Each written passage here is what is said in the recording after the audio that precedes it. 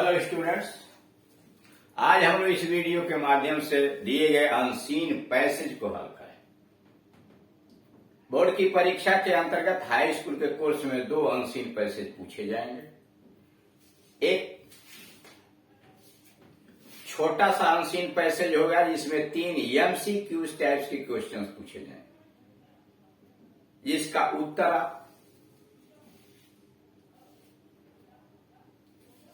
OMR seat की उत्तर पुस्तिका के अंतर्गत ऑप्शन को छांट कर, यानी जो विकल्प आप उचित रूप से समझते हैं उसको गोले को जाकर के रंग के पूरा करेंगे।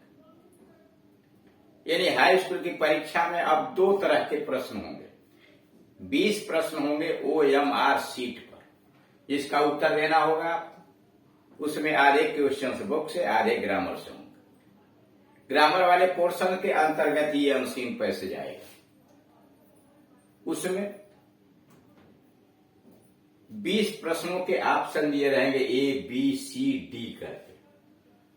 जिस प्रश्न का जो ऑप्शन आपको सही लगता है उस ऑप्शन के गोले को आप रंग देंगे काले रंग के पेन से। दूसरा जो अनसीन पैसेज आएगा वह रिटेन, यानी उत्तर पुस्तिका पर रिटेन करना होगा। वह 7 नंबर का होगा हाई स्कूल में। उसमें 4 प्रश्न होंगे, 3 प्रश्न शॉर्ट आंसर टाइप के क्वेश्चंस होंगे, 2-2 अंकों के, और एक वोकैबुलरी पर आधारित यानी साइनोनिम या एंटोनिम से संबंधित कोई प्रश्न होगा, जिसका उत्तर आपको उस उत्तर पुस्तिका में देना होगा। कापियां जो जांची जाएंगी वो 2 तरह की होंगी। OMR सीट को कंप्यूटर के द्वारा जांच लिया जाए और बाकी 50 नंबर का जो उत्तर पुस्तिका पर लिखे हुए प्रश्न है उसको शिक्षक जांच।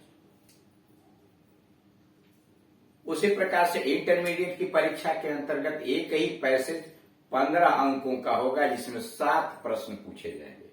7 में 4 जो होंगे शॉर्ट आंसर टाइप क्वेश्चन होंगे जो 3-3 अंकों के होंगे, और 3 प्रश्न वोकैबुलरी पर यानी synonym, antonym, one word substitution इत्यादि पर इस पर आधारित होंगे। यानी इस प्रकार से इंटरमीडिएट के अंतर्गत जो अनसीन पैसेज आएगा वह 15 अंकों का होगा।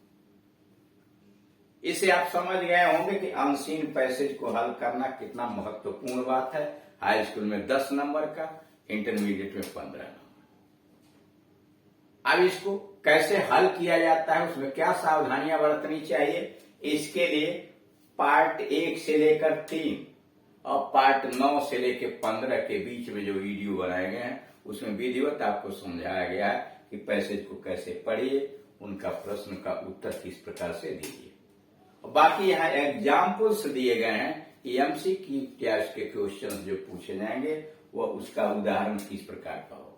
पैसेज वही होगा, चाहे प्रश्न एमसीक्यू टाइप का बना लीजिए अथवा प्रश्न आप लघु उत्तरी यानी शॉर्ट आंसर टाइप का क्वेश्चन बना लीजिए। पैसेज तो उसी प्रकार के रह जाएंगे जिस प्रकार के पैसेज की आवश्यकता है। यानी इसी पैसेज में शॉर्ट आंसर टाइप क्वेश्चन भी बन सकते हैं। पहले पैसेज को समझिए, उसके बाद प्रश्न पकड़ के समझिए और तब उसका उत्तर, प्रश्नों का उत्तर पैसेज में ढूंढने का प्रयास कीजिए। अब आइए इस पर उदाहरण। Read the following passage.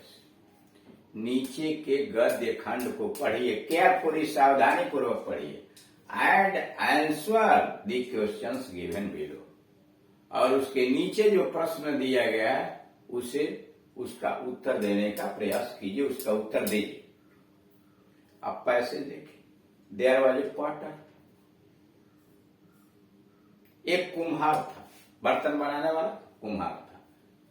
There was a Potter, एक बर्तन बनाने वाला कुम्हार था। ही वाज वेरी पुअर, वह बहुत गरीब था। ही वाज ए फूल, वह बेवकूफ भी था। ही हैड ए डंकी, उसके पास एक गधा था। One day his donkey was lost, एक दिन उसका गधा खो गया। One day his donkey was lost, एक दिन उसका गधा कहीं खो गया। The donkey was very helpful to him, गधा उसके लिए बहुत सहायक था। The donkey was very helpful to him, गधा उसके लिए बड़ा लाभकारी था, सहायक था। So he began to weep, इसलिए वो रोने लगा। His neighbours came to him, उसके पड़ोसी लोग उसके पास आए। His neighbours came to him, उसके पड़ोसी उसके पास आए। टू शो देयर सिंपैथी, अपनी सहानुभूति प्रकट करने के लिए उसके पड़ोसी उसके पास आए। दे श्योर्ड, उन्होंने उसे विश्वास दिलाया। दे श्योर्ड हिम, उन्होंने उसे विश्वास दिलाया। To find out his donkey, कि वह उसके गधे का पता लगाएंगे। उन्होंने उसे विश्वास दिलाया। They assured him to find out his donkey, कि वे उसके गधे का पता लगाएंगे। And asked him not to weep, और उसे रोने से मना किया। And asked him not to, अब उसे कहा कि रोने तो रोते नहीं है, यानी रोने से मना किया। They searched every nook and corner of the village, लोगों ने गांव का कोना कोना छान मारा। They search every nook and corner of the village, उन्होंने गांव का कोना कोना खोज किया। But they could not find the lost donkey, लेकिन खोया हुआ गधा उन्हें नहीं मिला। But they could not find the lost donkey. They came back in despair, निराशा में, यानी निराश होकर वह वापस आ गए। बट नाउ दे सा, लेकिन अब उन लोगों ने देखा। द पार्टर लाफिंग, या कुम्हार को हंसते हुए पाया। जब वह लौटे तो उन्होंने कुम्हार को हंसते हुए पाया। दे सेड टू हिम, उन्होंने उससे कहा, व्हाई आर यू लाफिंग, तुम हंस क्यों रहे हो? Has your donkey come back, क्या तुम्हारा गधा वापस आ गया है? द पार्टर सेड, कुम्हार ने कहा, आई एम लाफिंग, मैं हंस रहा हूं। एज, क्योंकि I was not on the donkey, मैं गधे पर नहीं रो रहा था। आर, आई, अपने पर। I too would have been lost, न तो मेरा गधा खोया था और न ही मैं खोया था, इसलिए मैं हंस रहा। ये तो रहा आपका पैसेज। अब इस पर आधारित क्वेश्चंस पर आइए। क्वेश्चंस जो बना हुआ है उस प्रश्न में पहले नंबर का जो प्रश्न है, द पॉटर वाज, कुम्हार था। पुअर, गरीब था।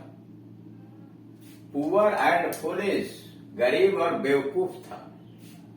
Poor, foolish and owner of a donkey, ये सही है सी। गरीब भी था, मूर्ख भी था और गधे का मालिक भी था। क्या देख रहे हैं आप? There was a potter, poor, fool और डंकी, तीनों आया हुआ। तो गरीब भी था, मूर्ख भी था और उसके पास एक गधा भी था। ये है very helpful to his donkey, वह गधे के प्रति बहुत सहायक था। Question number 2, who showed sympathy, किसने सहानुभूति प्रकट की? हु शोड सिंपैथी, किन लोगों ने सहानुभूति प्रकट की? हैज ए फ्रेंड्स, उसके मित्रों ने सहानुभूति प्रकट की। ऑल द अदर्स, सभी दूसरों लोगों ने सहानुभूति प्रकट की। नन, किसी ने सहानुभूति प्रकट नहीं की।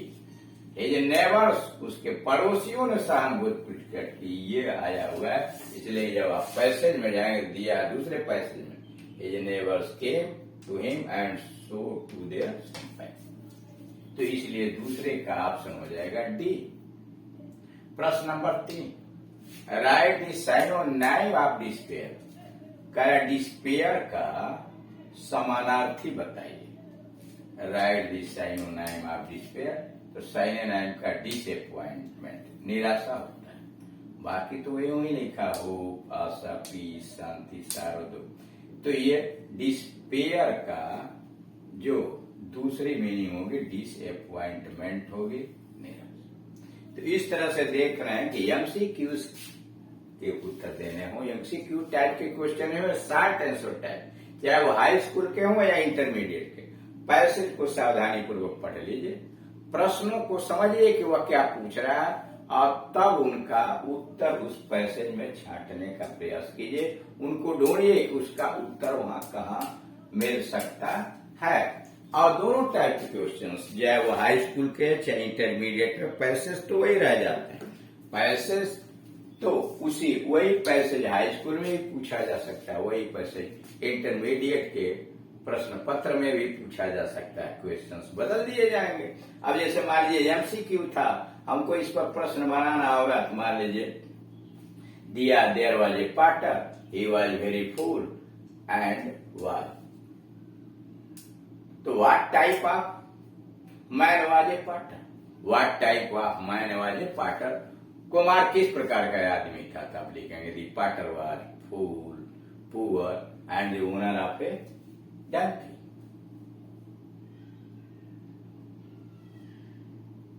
वाई। अब मान लीजिए अगला क्वेश्चन आपने बना, वाई डिड द पाटर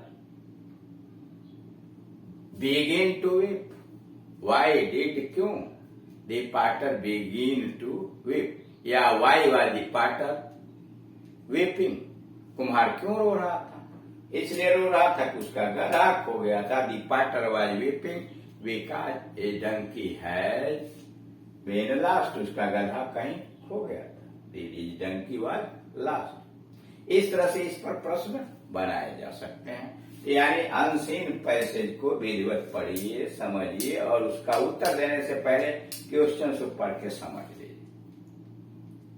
और इस तरह के विभिन्न प्रकार के उदाहरणों को जब बार बार आप देखेंगे, पढ़ेंगे, तो आपका अनुभव बढ़ेगा और किसी भी पैसेज का उत्तर देने में आपको आसानी होगी। और अगर आप कोई समस्या खड़ी होती है या कोई दूसरे संबंधित ग्रामर या ट्रांसलेशन से संबंधित कोई प्रश्न है, तो आप यूट्यूब पर जाइए या एड्रेस टाइप कीजिए। जैसे मान लीजिए आपको एक्टिव पैसिव पढ़ना है, तो टाइप कीजिए active passive by KD. Singh and Gunjan English coaching. और फिर भी अगर आपको परेशानी होती है तो इस मोबाइल नंबर पर कॉल करके अपनी समस्या का समाधान कर सकते हैं। Thank you.